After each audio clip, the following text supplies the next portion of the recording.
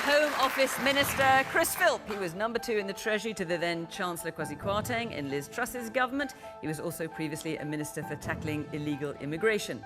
For Labour is Peter Kyle. He's been an MP for 7 years, and for the past year, he's been Shadow Secretary of State for Northern Ireland. He's also spoken publicly about his struggles with dyslexia in the past. Editor-in-Chief of the world-renowned magazine The Economist is Zanny Minton-Beddoes. The most recent edition has a picture of the Prime Minister under the headline, "Reasons to be cheerful." Well, we'll see about that. Lord Stuart Rose is a Conservative peer and has vast experience in the world of business and retail. He's been CEO at Burton, Argos and M&S, among others, and is now chairman of Asda, the UK's 3rd biggest supermarket. And George the Poet is an award-winning artist, rapper and podcaster. He's a well-known social and political commentator, often using his distinctive musical poetry.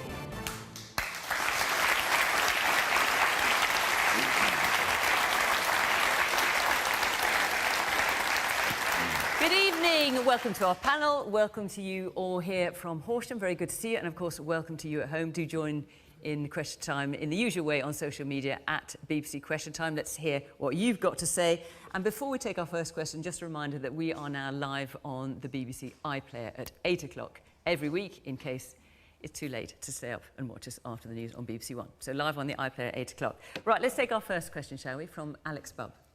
Is it now too late to avoid a long recession next year? Well, as we've heard today, the Bank of England is warning that we could be facing the longest recession since the Great Depression. Stuart?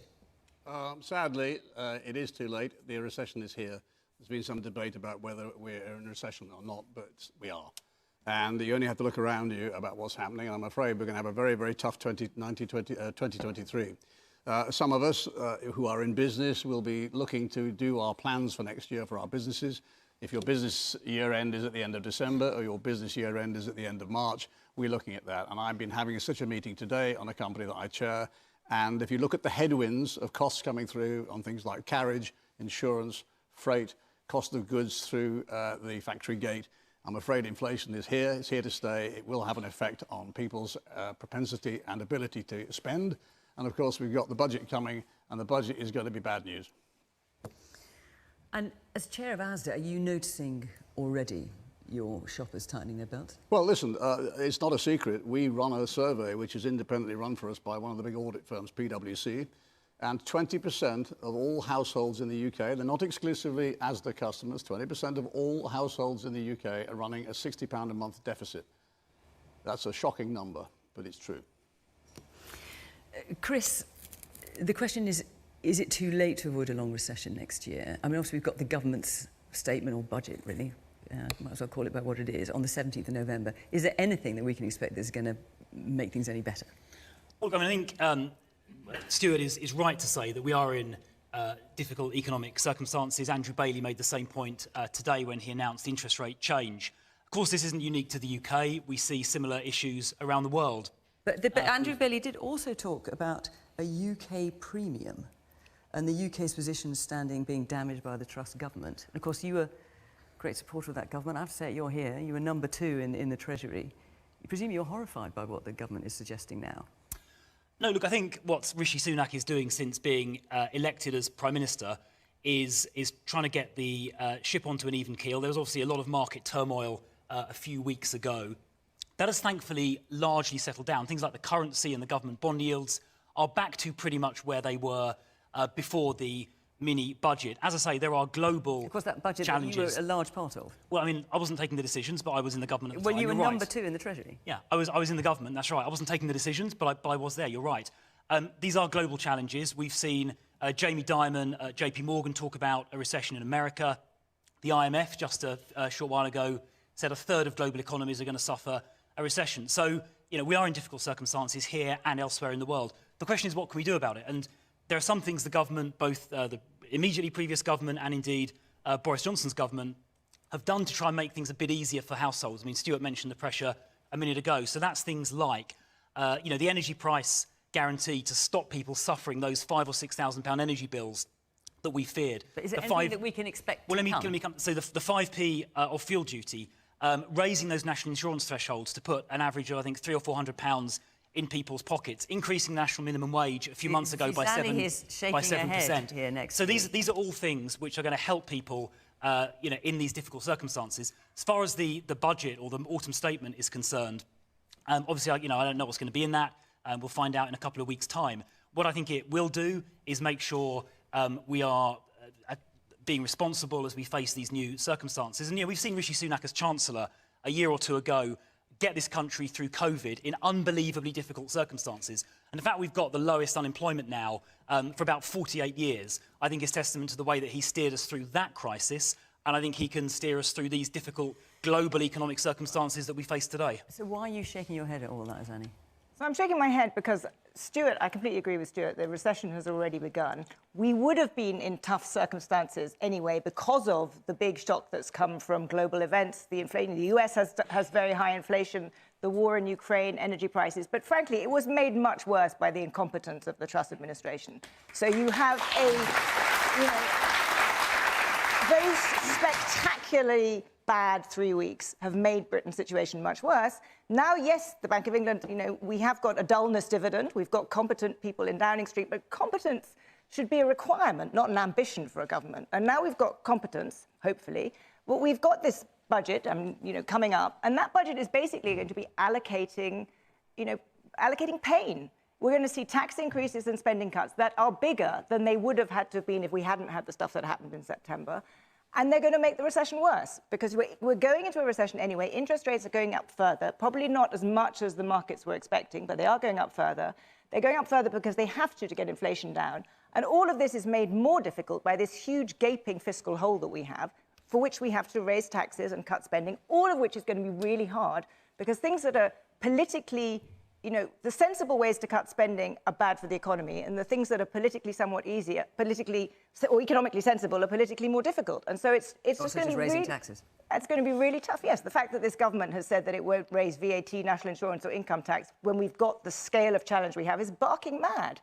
We should be considering all manner of things, or similarly, we should be considering phasing out the triple lock. The scale of the challenge on pensions, the scale of the challenge we have mean that all this stuff has to be looked at, and the problem is worse because of what happened in September. Right, lots of hands. You were all sitting there, and none of you with your hands, and they suddenly all shot up. So the woman at the very back.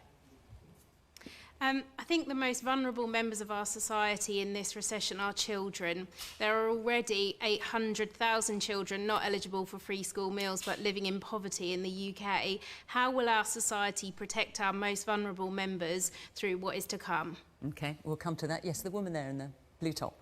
With the current crisis and us going into recession, should it be right that Liz Truss or any ex-PM still gets the allowance year after year for placing the UK in the economic mess that we're in? Chris? So I think the allowance is supposed to pay for office costs, but I've got to say, having been in office for like 45 days or whatever it was, it does seem, frankly, pretty unreasonable to be claiming it, and I hope she doesn't. OK. The man there in the check shirt. Just wondered how putting up interest rates helps inflation.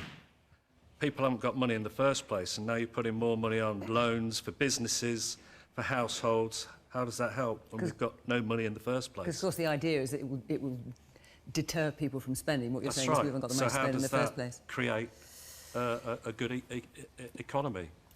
Peter, what would Labour do in this situation? Well, I think the points people are making are really important about how this is impacting people. We now understand how it's impacting businesses and jobs. We understand from economists that actually this recession, come to the original question, it is now probably here with us, and it's going to be a long and very painful recession. But we have to understand that for the last 12 years, there's left such a lack of resilience in families and in households and in people's finances. 20% of people in the UK have no savings at all. 44% of people in Northern Ireland, for example, have no savings at all.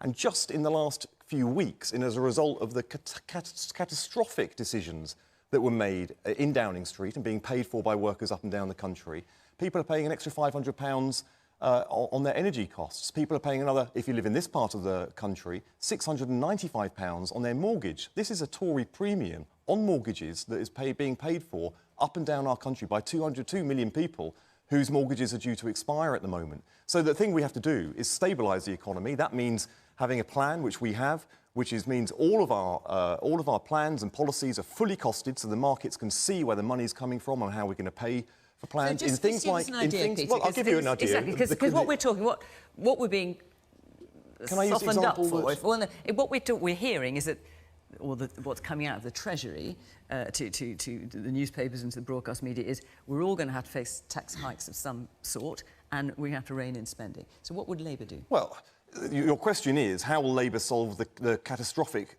hole in our finances caused by the Tory party? We will have to stabilise the economy and then move to a plan that grows it. We have both of those things. Firstly, in terms of actually getting people supported, let's take hungry school kids. We have a plan which is based on taxing and closing the loophole for non-dom status, so people who earn their money abroad but live here and don't pay any taxes here.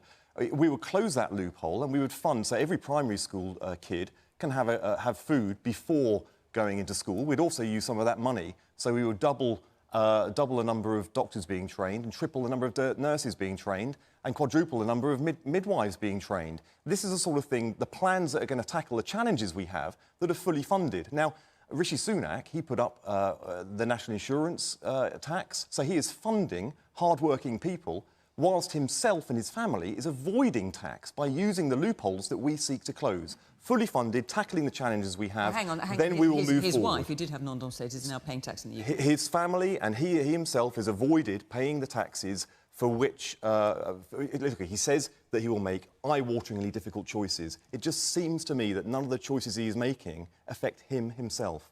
I want to see a government that will actually put its money where its mouth is and put people first. The woman there in the white top and the glasses. It was only to the comment on the triple lock, because I just feel that the pensioners for a long time have really suffered. There's been no return on their investments because the interest rates have been so low, and that was promised in order to try and help pensioners keep abreast of everything. So there comes a point where they keep taking the brunt of it, isn't it time that they've served their dues, they've put a lot of money in over the years, that they deserve to be looked after better than they are. OK, and the woman there in the striped T-shirt. Why doesn't the government go for what is politically popular and put another tax, a windfall tax, on the energy companies? Right. And the man there in the spotty tie. Just a comment that was made on the point of tripling the number of nurses and other professionals. Quite frankly, if the wages are not going to go up, people aren't going to go into those professions. The positions can be created, but if the wages are not there in line with inflation, then people aren't going to want to go into those professions, so it's no good saying that the numbers will be tripled. OK. George, I haven't come to you yet. What's your response to this question? Is it too late now to avoid a long recession next year? I think the anxiety that a lot of people in the country are feeling is that we're heading for another round of austerity. We're hearing already talks about cuts to essential services, which have seen us through a pandemic and, as the gentleman just said, involve the labour of so many decent, hard-working people who are unrecognised, uncelebrated throughout this difficult period. And no, I actually agree with the point that Peter was making in terms of the double standard of government talking about sacrifices that we will collectively make when all the measures seem to be avoiding the obvious, taxing the people that need to be taxed to raise the revenue that will actually make a difference to how this country weathers the forthcoming storm. So what you're saying, you want to tax, put more tax on people who are better off? Yeah, more tax on people who are better off. And that's it's like talking to a brick wall with this government, but it's well, look, you've got a member of the government here. Talk to Chris. Yes, Chris. Tax the people that need to be taxed. Well, I mean, let me try and answer the question. Obviously, you didn't want to tax the better off more. You want to tax them less. So that got reversed. And you've got to be very careful. If you push the any tax rate too high, you risk obviously driving people away. Some people have a choice about where they work. So you've got to be careful you don't push it too far. The top 1% of earners earn about 12% of all income.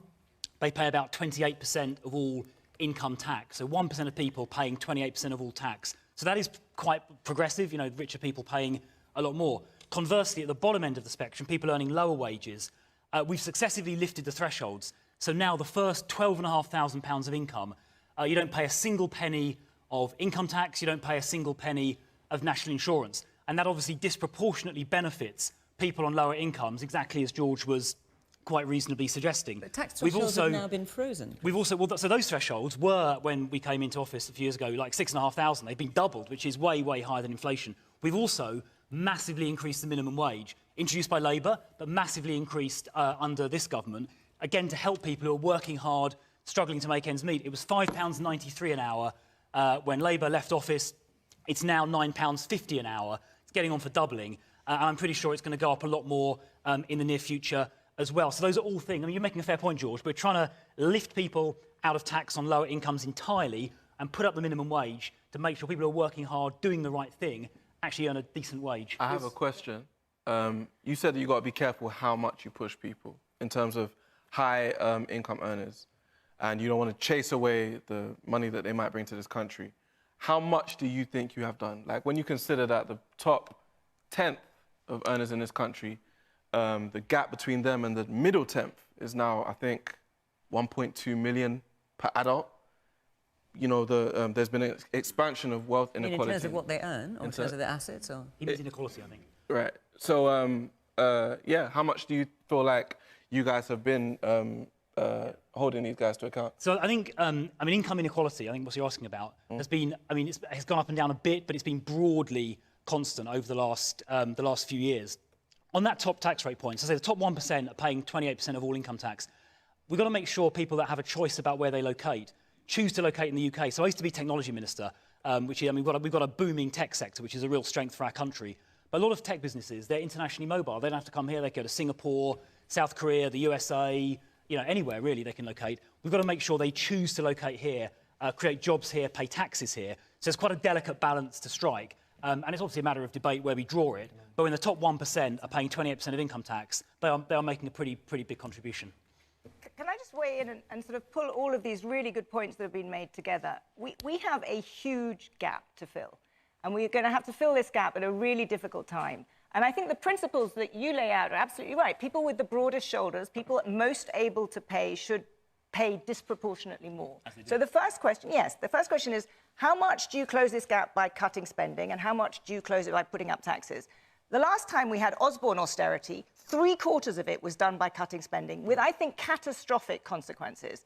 So the fact that this time there is talk that it'll be a bit more even, more coming from tax, and than probably equal or something like that, is more sensible.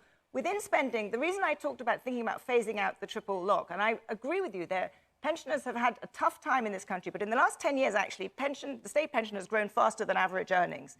So, it's going to be difficult all round, and it's going to be parceling out pain. Everyone's going to have to pay something. I think the lady who made the point about, kids in poverty, I completely agree. They are the most vulnerable. That's why I think universal credit should be protected, because these are the people who are really, really being hit hard right now.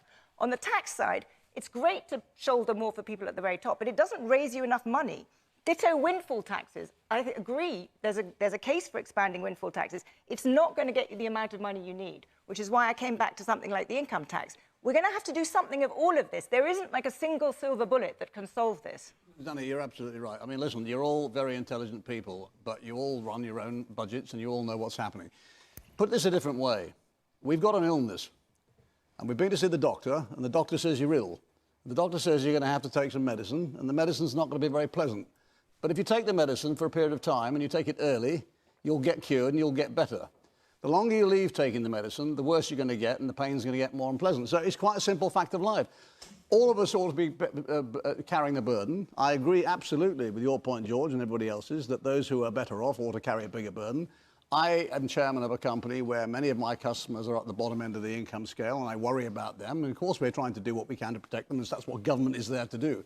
But we can't get away from the inevitability, if I might say so, of dealing with the problem that we have got today. And the gentleman asked a question, why do we have to put interest rates up? We have to kill demand at the moment, because that is feeding inflation. And then when you get through that, i.e. the medicine, and you stop taking it, the doctor will say, right, well, you're going to get some exercise now, you'll feel better. Can I just quickly say... Very quick, as it will be quick. But Chris, you seem to have forgotten that 6 months ago, that you were the government that put taxes up to the highest point in 70 years. and you put the tax burden up most on those on medium to lower incomes. Yes, but then he was in the government that wanted to cut taxes, only briefly. Then he was, it was like 2 minutes ago. Then he was in the government that blew a hole in our finances, crashed our currency, crashed our borrowing costs, and now we're spending £18 billion just servicing our debt as a result of that, and that's money spent on nothing. This is what you did, and then 2 weeks ago, you stood up in the House of Commons repeatedly and spoke against those people who are advocating a windfall tax. The thing about a windfall tax is we do need to share the burden of taxation, but we're not just on people, but on businesses too. We need to share the load equally. There are some businesses, not because of strategic genius, cunning or guile, are making billions and billions of pounds simply because Vladimir Putin invaded another country, invaded Ukraine. Now, those countries should be sharing the load. We can't load it all on people on lower incomes, which is what's going to happen. And it's not just incomes that are going to be clobbered, because our public services are going to be stripped. Who are the people who are going to suffer the most when the police are being withdrawn from more poor communities? What's going to happen when people are adding to the queue for the 7 million people already waiting for treatment on the NHS? It is people on lower incomes that are going to get the worst of it. So let's spread the burden evenly. Let those who can afford to pay more pay their share, but not just people, businesses too. We've already got a 65% windfall tax on energy companies. And a quarter of it's given back. That's going to deliver. I didn't interrupt you. It's going to deliver £20 billion. You mentioned police. We're about to hire 20,000 extra police officers, and you mentioned the currency movements. You're not. The currency and the government bond yields have gone back to where they were. Because I don't. But as you start with this list. Well, what he said wasn't accurate. No. Listen, I'm not trying to disrespect what you're saying, but there's big sighs coming through as you go through that list. I'm not. Because if you cut 20,000 police and add 20,000 police, that's not 20,000 police. It's as simple as that. You cut 20,000, we're going to end up with more than we started with. And you haven't increased it by more than 20,000. So we're not even back to where we were. Well, yes, we will be. We're going to have more police. We're going to have more police than we started with. All right. Well, we know you can't add up. Let's move on. Before we do, I want to tell you that we will be in Wells next week, the rather beautiful Somerset Cathedral city of Wells, and the week after that we're in Snape, near the Suffolk coast, also beautiful. So if you'd like to be in our audience, go to the Question Time website, you can follow the instructions there, you can come and be part of our audience, and incidentally, the list of all the venues where we're going to be are there, so you can see if we're going to be near you and apply in advance. It would be great to see you. OK, let's take another question now. So many of you asked about this next topic. I wondered about starting with it, but given the news on the economy, I felt it might be slightly flippant. But I have to say, overwhelmingly, you asked about this. Can you guess what's coming? Georgina Rangecroft. Should MPs be allowed to appear on reality TV shows? Now, who could you be referring to? Obviously, the former Health Secretary during the pandemic, Matt Hancock, is going on, well, is already in the jungle, as far as I know, and will be appearing on a television near you from Sunday. Chris? No, they shouldn't, and that's why he's had the whip withdrawn. But how can you... Should something be done to stop him? I mean, Georgina's question, should they be allowed to appear on it? I mean, I don't think they should be allowed to. How you do that, I mean, not short of like chaining him to the green benches, I'm not sure how you'd go about implementing that in practice. But no, I don't think he should be allowed. I mean, your question is a reasonable one. He's been elected by his constituents in, I think it's Suffolk, and no, he shouldn't be in Australia in the jungle. So a fellow Conservative MP described him as for going into the jungle as an absolute prat. Would you agree with that description?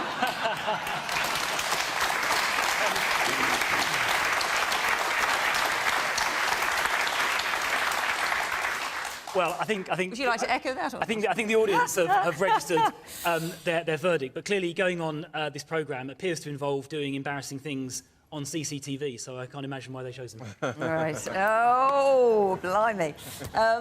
Peter, I mean, part of what seems to have got people's goat, and there's lots of hands up, so I'm going to come to you in a minute, is that he is taking, as far as we're aware anyway, he's taking his parliamentary salary as well as the fee for appearing on the programme. It's the fact that he's away from Parliament when we're dealing with things that are affecting people's lives.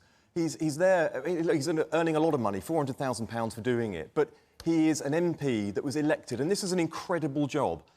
Being an MP, and it's the people who are going to be turning up to him, turning up to his surgeries, and he's not there. It's people who'll be writing to him, knowing that he's in a jungle somewhere else. He should be there. And yes, he's had the whip taken off him, but you know, this is about people who don't take Parliament seriously. Boris Johnson has been lying on a beach for week after week. He should have the whip taken off him. I mean, we do have recesses. Obviously, the former Scottish Labour leader, Kezia Douglas, she also went on. She was wrong to do it, but that wasn't the Westminster Parliament. She was wrong to do it. You know, we shouldn't. We should take these jobs seriously. These are special jobs that we have with special responsibilities, and we do have recesses. So, yes, he shouldn't be there, and also it's insulting some of the excuses that he's using for it as well. I mean, he just shouldn't be there. Yes, because that's a point, because he's talking about, amongst a number of things, being able to talk about dyslexia, which he now campaigns for. And obviously you are dyslexic, you've talked about that. Does that cut any ice with you? I find it quite hurtful, actually, because, you know, for me, who has overcome barriers in life, I want things like dyslexia and other barriers that other people have to overcome to be seen as gateways to success. I want them to be attached to success. So when I see Matt Hancock getting into a storm and suddenly throwing out dyslexia, I see someone who is using dyslexia and barriers and challenges as a shield. I see someone who is attaching dyslexia to failure. And that, for me, is hurtful. I think he is wrong to go there. I think he's wrong to throw that excuse out there. If you want to champion dyslexia and other challenges people face, well, there's a great place called Parliament to do it, where you can actually make laws that make things better for people. That's where he needs to be. The man in the green shirt with the poppy, yes. Yeah, I've no doubt he's going to be a fantastic celebrity. We all remember him trying to squeeze out a tear on TV when he was talking about the COVID vaccine. He's also got a book out to sell. No respect for the man. Right. The man in the pink shirt here. I think the irony with this particular situation is that the public get to decide whether they keep him there or not. It's like an early election, if you like. Yes, the woman there, I can't see, you're wearing a dark top. Yes, with a white T-shirt. Yes, I just wanted to say, you asked how would you get rid of him given a choice. Surely, if you work for an employer and you bring them into disrepute by your actions, can you not dismiss him that way? Not that it would be difficult to bring your party into any further disrepute anyway, but I'm just saying that is a way out. Well, the thing is actually, if you're a Conservative MP, you have to be convicted of an offence. You have to be suspended from the House of Commons by the Standards Committee for 10 days, or convicted of an offence under the Parliamentary Standards Act. There's very specific rules, but if you just think, I don't like what you're doing, and it doesn't come under, correct me if I'm wrong, Kristen, it doesn't fall into any of those categories, then actually you can't trigger a sort of special election to get rid of him. But he's getting paid for a job, and he's not able to do that job while he's away. So he's skiving, really, isn't he? Well, you might say so. I couldn't possibly comment.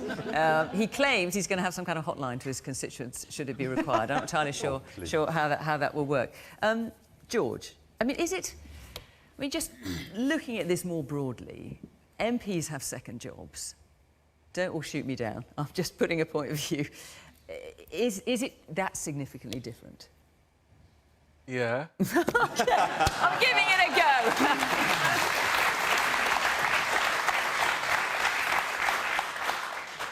I really don't want to dwell on this one for too long. I don't think it's even newsworthy. I think it's an embarrassment. I think it's an insult. Well, just to say, we reflect what the people here want to ask, and lots of them want to talk about. Of course, yeah. It's a talking point, and that's it. It's ridiculous. Zanny? So I think the main reason he shouldn't be doing it is because he's doing it in parliamentary time when he should be working for his constituents. But as I say, and I'm not trying to draw the comparison... You're right. MPs have second jobs, and if in his own time he wants to go off and be on the show and be a prat, fine. But the reason I think it is wrong is because he should be there for his constituents. More broadly, we are kind of torn in this country because we've long thought that being an MP is somehow a kind of amateur thing that you combine with doing another job. And if we think that's wrong, then we should professionalise politics more. We should give people the resources to run parliamentary offices and do all of that. And then it's OK not to have a second job. I have some problems with some of the second jobs that MPs have. I actually think being a prat on a TV show is possibly less bad than, lobbying for companies. So I think in the grand scheme of things that they do... Yeah, but there are some things that are not sort of quite on the edge of that. Some of the things that MPs do and no one worries about are actually quite problematic, I think. So if you want to move away from that, which I would be in favour of, then have a more professionalised being an MP. But there is one thing that you lose from that, which is that I think some MPs who have, whether they're in the healthcare system or whether they're lawyers, they bring a sense of connection with the rest of the country and what real people in real jobs are doing. And I think we would lose that. So there is a real trade-off here. Okay. Woman in the front here in the green top. I really think that this is just another example and sum up all the failures of the government, one after the other, consequently for the past 5 years, I think. You know, I would like to say he should be in Parliament. He's been elected by his constituency. He should be there working for them. Going on a show like in the jungle, he should be doing it in his own time after he's finished to do his work as an MP. But he has promised that time to his constituents and he should be there. So this to me sums it all up. There is no talent in this government at all. I really feel that the failure... Are you including Chris in there? Yeah, I'm talking to Chris as well. I think that there is no talent whatsoever in this Conservative government. One after the other has been an absolute shamble, failure after failure. And in all of this, really, leadership has been completely missed. I really miss, in the sense, Gordon Brown, because I could actually see the leadership in him sometimes. Much more than this government. I'm tempted to say now, tell us what you really think, but I think... just out of interest, I mean, I say we had so much from you on this particular subject, and it was pretty clear the way it was going. Is there anyone here in the audience, and don't be deterred about putting your hand up if you do feel like this, who thinks, you know, maybe it's not great, but actually I'm just not that bothered? You know, frankly, yeah. OK, the man there in the blue shirt. There's a couple of you. The man in the blue shirt. Yeah, so I mean, while he's obviously doing something which is just for his own gain, but he's got the ability to at least talk to people and change their opinion of him. So while it's not a good thing necessarily, he's actually going to be out there, and people might actually know him a little bit better than all the stories they've got. So I know that doesn't benefit us, but I'm saying it does give a different opinion of his character. OK. Stuart, what do you think of it? Listen, I don't want to say much. George, I think, said it. I think it does not pass the smell test, right? He should look himself in the mirror and say, is this what a parliamentarian who's got bigger responsibilities should be doing? I mean, don't forget, of course, Nadine Dorris did, and then she became Culture Secretary. Listen, I'm not supporting any of these people. At the end of the day, we know perfectly well why he's done it. He's done it for the money. And actually, I'm with you, you know, Peter, to dress it up as saying I want to go and talk to dyslexics, it's just a joke. Right. OK, I think we've covered that subject. For now, I'm going to move on and take another one, which is from Mark Jenkins. With the number of people arriving in the UK by small boats reaching record levels, is our current asylum system in crisis? Well, let's just remind ourselves what the Home Secretary, Suella Braverman, has said about that. She has said the system is broken, illegal migration is out of control, and she also talked about an invasion on our south coast. That's how she described it. George?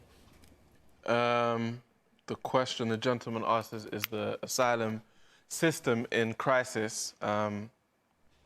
It would appear that the Home Office's capacity to deal with the applications that it's receiving has reduced. I believe the Home Office is not doing the best job of processing the applications that are coming through. But in terms of the language of invasion and scourge that has been used by the Home Secretary, this is language that justifies violence against asylum seekers, against refugees. It is completely devoid of its global context. There are real long-term forces that drive migration from the same parts of the world, the poorest parts of the world, the parts of the world where we get cheap labour and cheap resources to allow us to live comfortably. So the system that continues to drive that migration definitely is broken. But the system that Suella Braverman has been beating her chest about, that has been in the hands of Conservatives for 12 years now. So who broke it? Peter?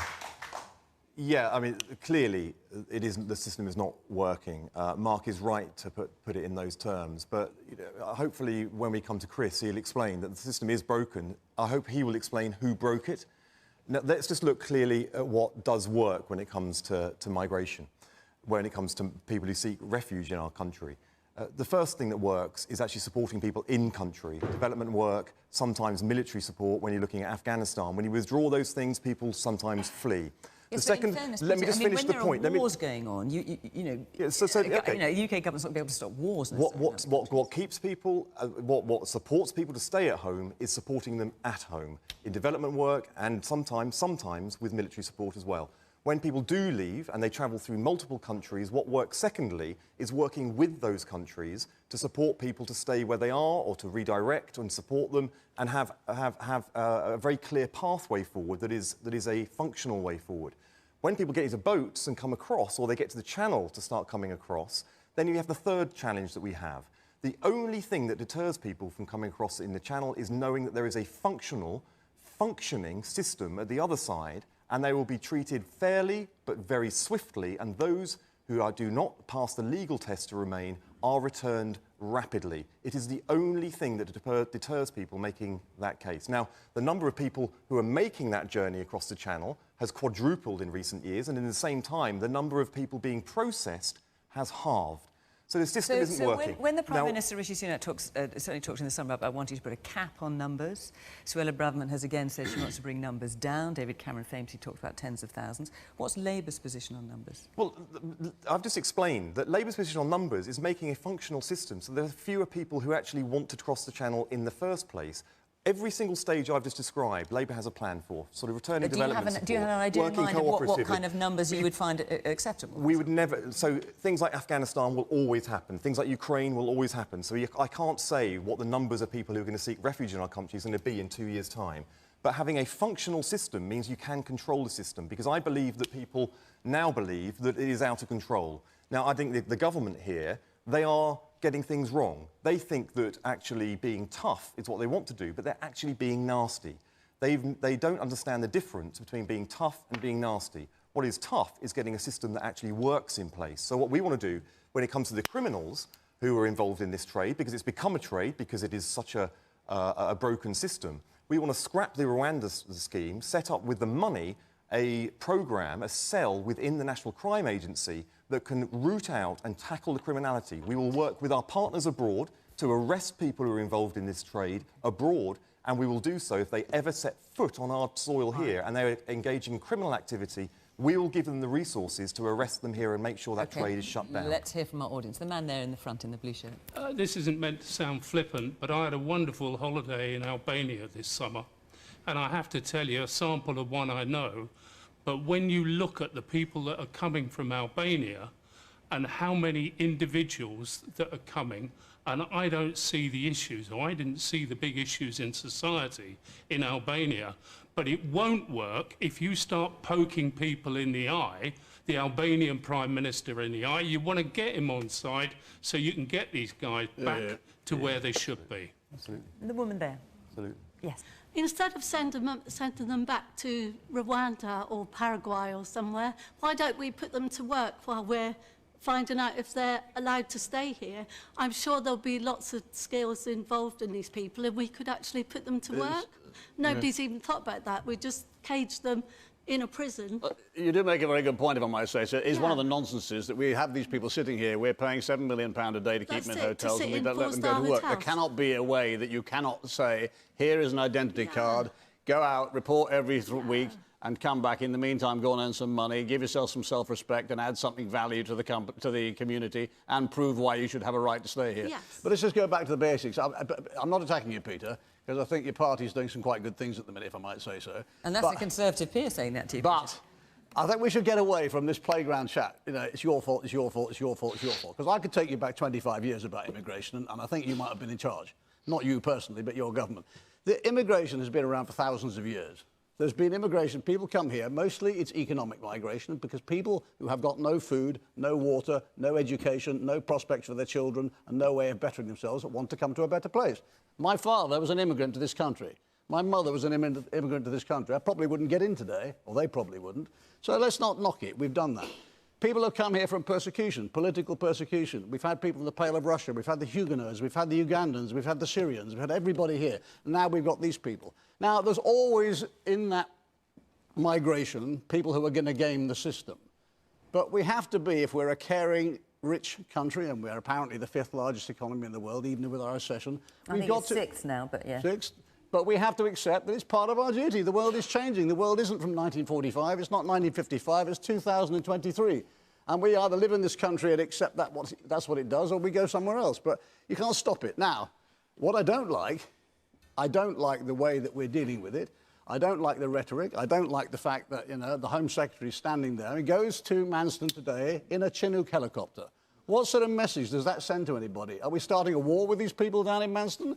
How do we ever allow the person to do that? How could she speak with such dangerous language about a problem? And you made the point, and several others have made it, and gentlemen there made it. This will only be solved by negotiation. And it will only be solved by people sitting around a table as everything is solved, whether it's the Northern Ireland Protocol, whether it's the Rwandan situation, or the issue about Rwanda, or whether it's, you know, the public order bill, which is going through the House of Lords at the moment. All has to be sat down and talked through very carefully. But we are a compassionate, caring country. We are a big country. We do need these people. And irony of ironies, having come out of Brexit, dare I mention the Brexit word, we are short of labour. Mm-hmm. We need these people. So I'm going to go a little bit further before I get shut up by Fiona. I was thinking of you were trying to bring someone else in. Many people who voted for Brexit are the people who are now complaining that they can't get their apples picked or their cherries picked or this picked. Lots of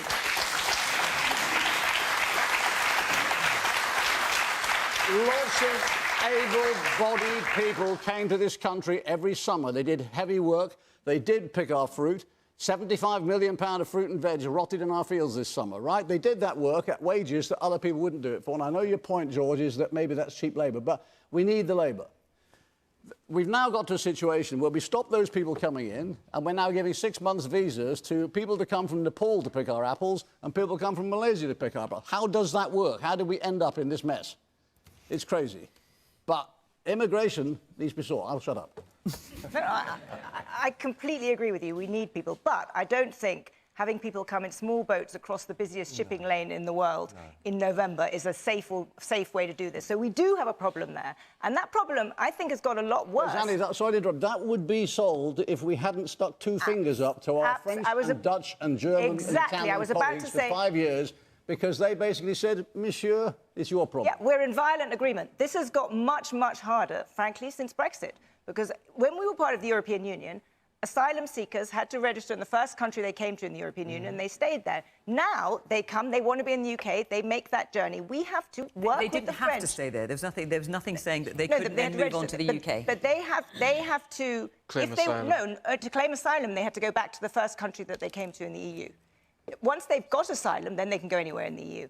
But now we have a situation where they want to come here, and you're completely right. We have to work with the French. The only way you're going to stop this growing number of boats is by working with the French. Instead, we have a policy which is kind of somewhere between incompetent and cruel. We need to process things much faster. The rhetoric about invasions is totally not helpful. We need to work with the French, process asylum seekers so that people who are able to be here can have their things processed quickly, and then they can join the labour force and work. We desperately need these people. And people who are not able to be here, economic migrants who we can't take all economic migrants, they are moved back very quickly. But Rwanda, Paraguay, whatever, these are non-solutions from a government that is really trying to be performative and not try and deal with the problem. Fiona, just one last thing. Oh, my goodness. This gentleman had me nodding after. I never thought in my lifetime I would hear myself agreeing with the Albanian Prime Minister on Radio 4 this morning. So when he said the government was acting like a madhouse, you were agreeing with that, were you? I'm sorry, I will shut up. OK. So, Chris, you've got the Home Secretary saying the system is broken, migration is out of control. There's general unhappiness about it. I think that's a fair thing to say. I don't want to put you on the spot here, but, I mean, you were Minister for strategy when it comes to illegal immigration and for returns for 2 years. What was it, 2019 to 2021? What went wrong? Yeah, well, let's try and sort of analyse the situation, taking it as a whole. So, I mean, Stuart is right. We are a generous country. We do look after people who are genuinely in need. And let me give you a few recent examples. When the war broke out in Ukraine, we immediately welcomed people to this country, and I think over 150,000 Ukrainians have now come. When the Afghan government fell last year, we brought over people When Kabul fell, we've got the Iraq and the Arab scheme. I think now about 23,000 Afghans have been welcomed into the United Kingdom, safely and legally. When there was that awful war in Syria, when Bashar al-Assad was murdering his own citizens, aided by Putin, we had a resettlement scheme, a legal resettlement scheme to bring Syrians from the edges of Syria and from camps in neighbouring countries legally and safely directly to the United Kingdom. And it was mostly vulnerable people, so particularly women or people with health problems. So something, no, just to stop you going through a list, but hang on just a second. It's important, it's important I appreciate that, you are saying that there are things the government has done right and that where it has welcomed refugees. I totally take that on board. But nonetheless, you've got the Home Secretary saying the system is now broken. Yep. Was it broken when you were partly responsible for it, or has it all gone...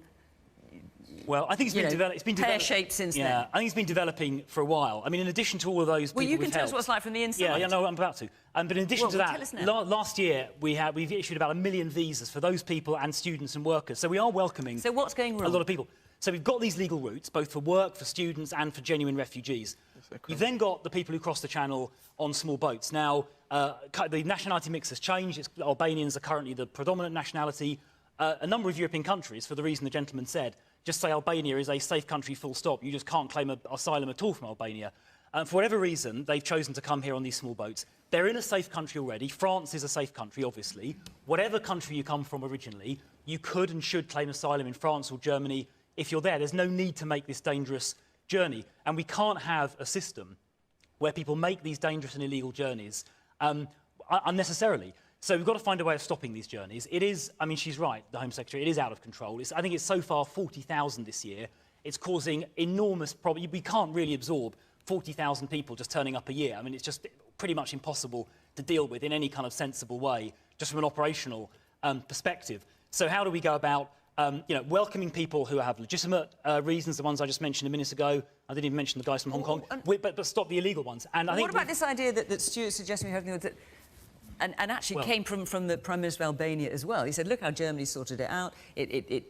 People came from Albania to Germany. The people who came illegally, we sent them back. The people who could work, while they were waiting to claim asylum or they claimed asylum, we gave them a job. So we have, Is that something the government would consider? So we have a deal with Albania, actually, despite the Prime Minister's remarks earlier, that was made, I think, last year, where we can rapidly return people to Albania. And I think that is being activated. No, it's been done a lot faster than that. And by the way, since Peter has popped his head up, he talks about wanting to prosecute people for illegal offences. Yeah, when we took the Nationality and Borders Bill through Parliament, which increased the criminal penalties for dangerous people smuggling, guess who voted against the increased penalties for people smuggling? It was Peter and others in the Labour Party. When we were trying to deport dangerous foreign national offenders, we're talking about murderers and rapists back to their country of origin, not Rwanda. Who was it that popped up and claimed that these murderers and rapists shouldn't leave the country? It was the Labour Party. So I'm not taking any lectures from Peter, but the system has degraded under legal challenges over the last few years, and it does need fundamentally reforming because it's not working at the moment. Let's hear a bit from our audience before I take another question. The woman here in the green scarf.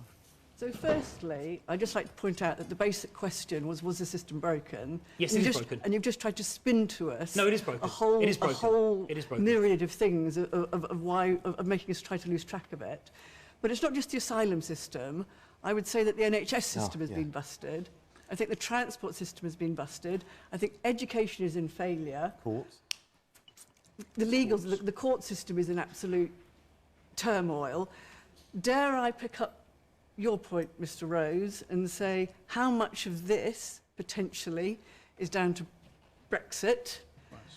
And given so many of your party are prepared to stand up and say, oops, sorry, I made a mistake, I've changed my mind about something, is there a possibility that the country may have changed its mind about the effects of Brexit too? Right.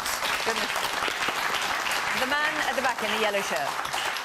I think it's fair that Chris acknowledges the fact that there is a problem and the system is broken, but the problem is that he's not taking responsibility for who got us into the problem in the first place.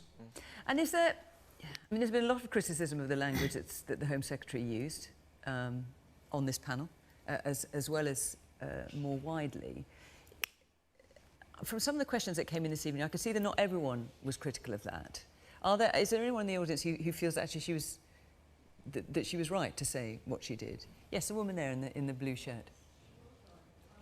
They're coming here illegally, and there could be many criminals. You know, we don't know who they are. And when she talked about an invasion, you felt that was the right... It is an invasion. That's how it seems to you? Yeah. OK. All right, and the man behind you's hand suddenly shot up.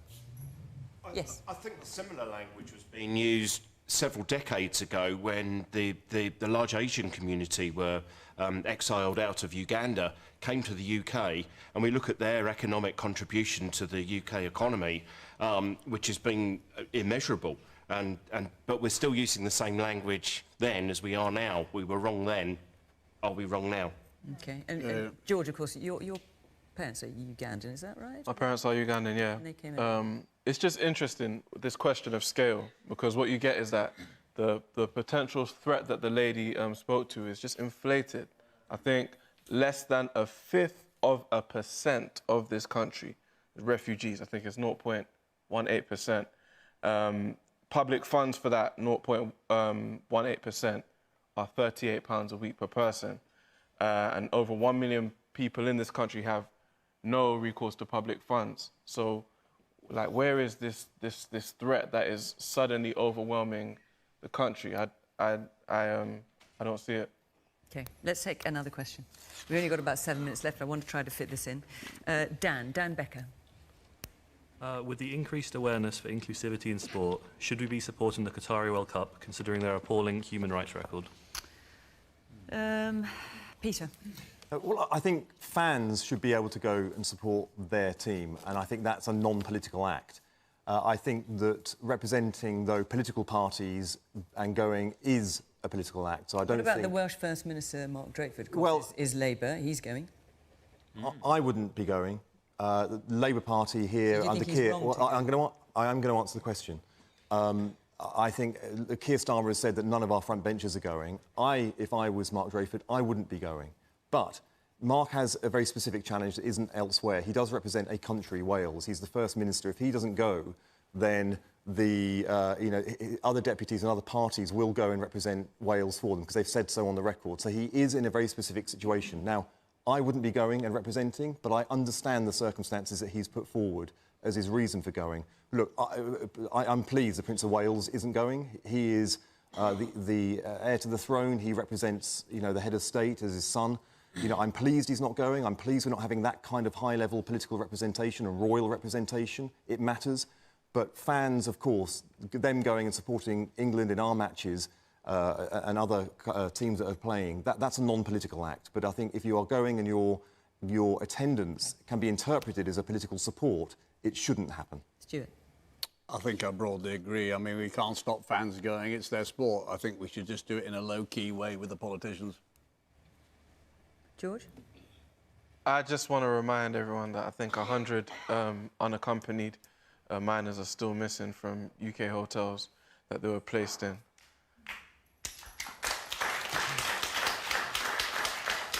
But yeah, broadly, Britain should think about its track record in terms of what it deems appropriate.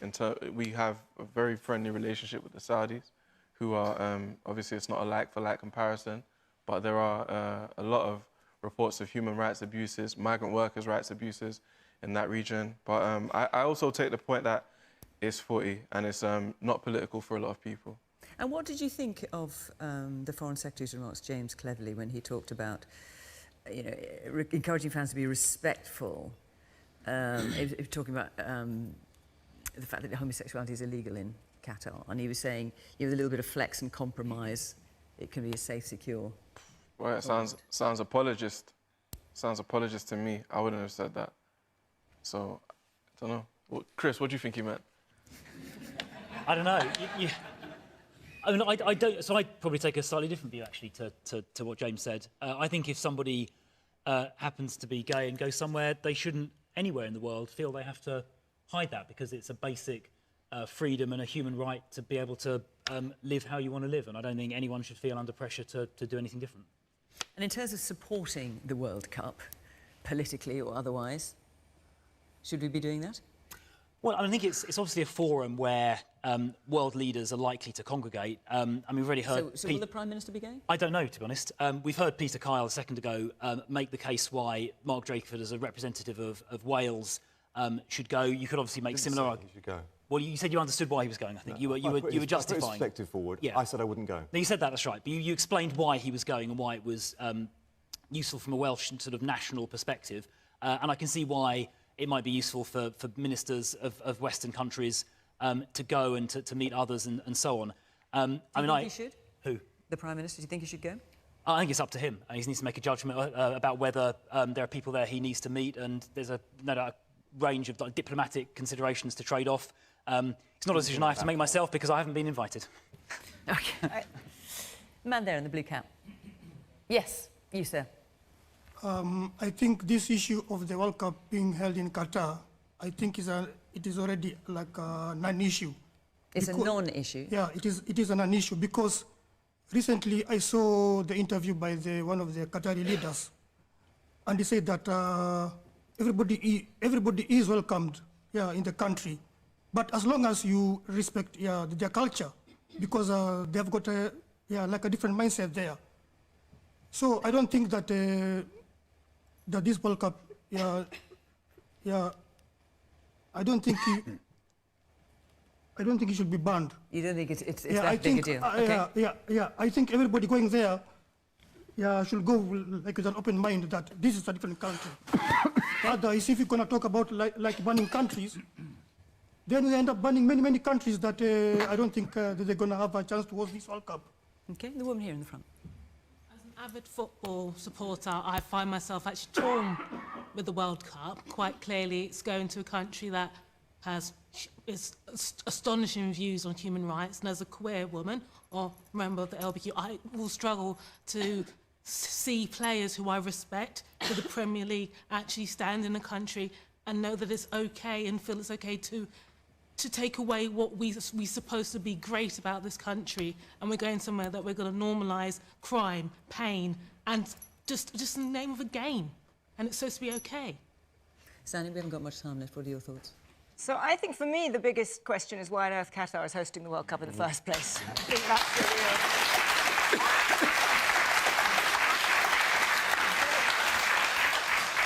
that decision having been made, I do think there is something about supporting a British team. And politicians often go to places where there are terrible human rights records. And I think the important thing is to stand up for the kind of values that Britain stands for and make them very clear while you're there. But I'm leery about saying politicians should never go to places where games are held where there's terrible human rights record, because in the end you're there to support and bolster the British team, and it's a loss to the UK if you're not going there. But so I think now it's happening there.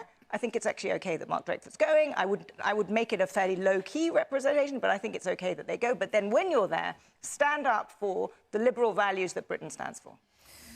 Right. There's a number of you want to talk about it. I'm afraid our time is up. Our hour is gone. Thank you very much to the panel. Thank you to our audience here in Horsham. Very good to see you. And, of course, thank you to you at home for watching. And remember, we are live on the iPlayer 8 o'clock every week as well. From Question Time in Horsham, from all of us here, bye-bye.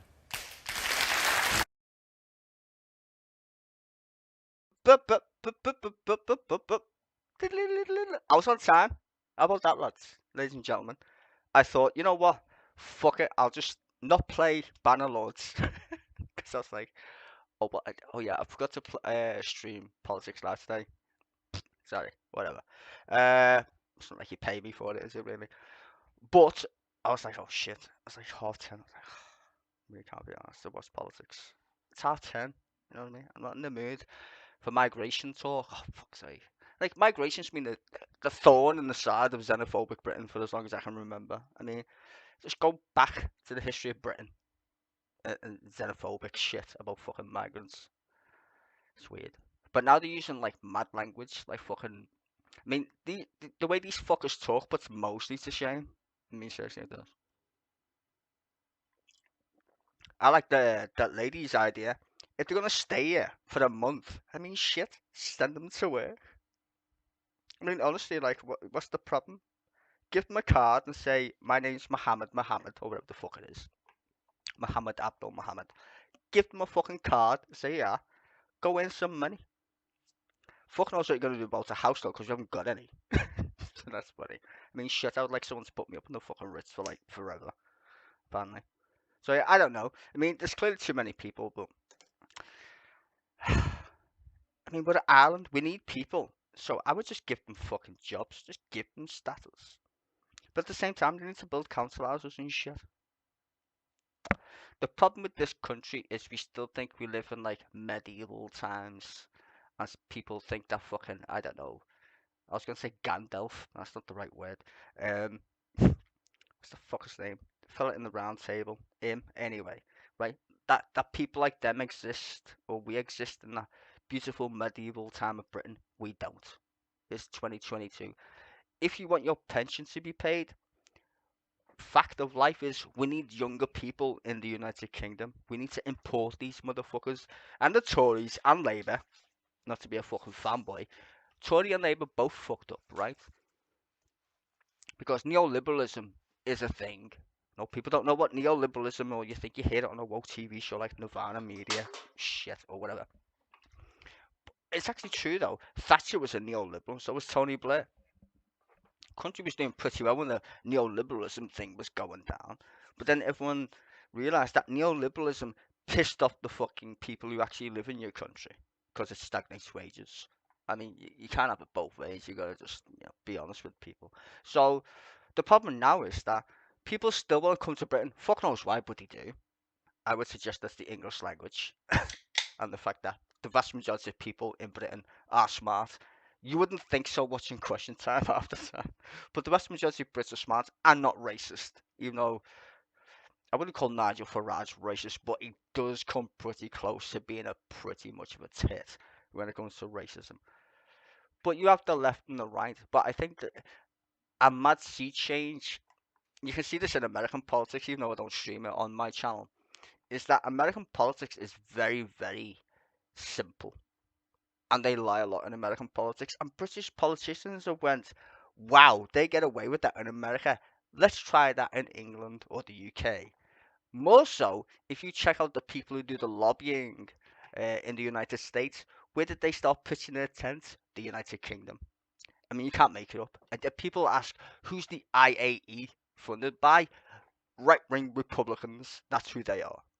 It doesn't take a rocket science to work this shit out. Like, literally. I mean, well, I could go into detail about it, but I won't because I only stream politics. But the fact that we're being Americanized is pretty interesting. And you can see the vitriol in some people as well. Like, racists in Britain normally don't say they're racist. It's called having a stiff upper lip. They won't give you a job, but they won't call you a nigger or whatever, right? But in the context of how it is framed now, it's like, oh, it's blatantly, it's fine to be a fucking xenophobe. Even though 85%, if not more, of the UK is full of white people. The word minority is in the fucking answer to your question.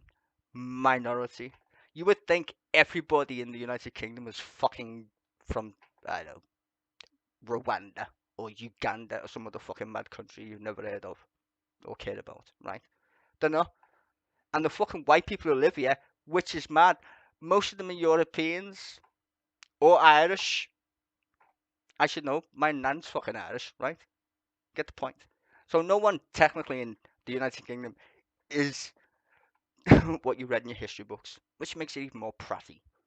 So I don't know. Anyway, might be back tomorrow. Don't know. It's Friday. Bit of a slow news week, to be fair. I mean, I can't be asked with fucking immigration. It's always a toxic subject anyway. So you'll always get some people who think you're being invaded or some stupid dumb shit. Even you go on holiday to Spain. Some bollocks.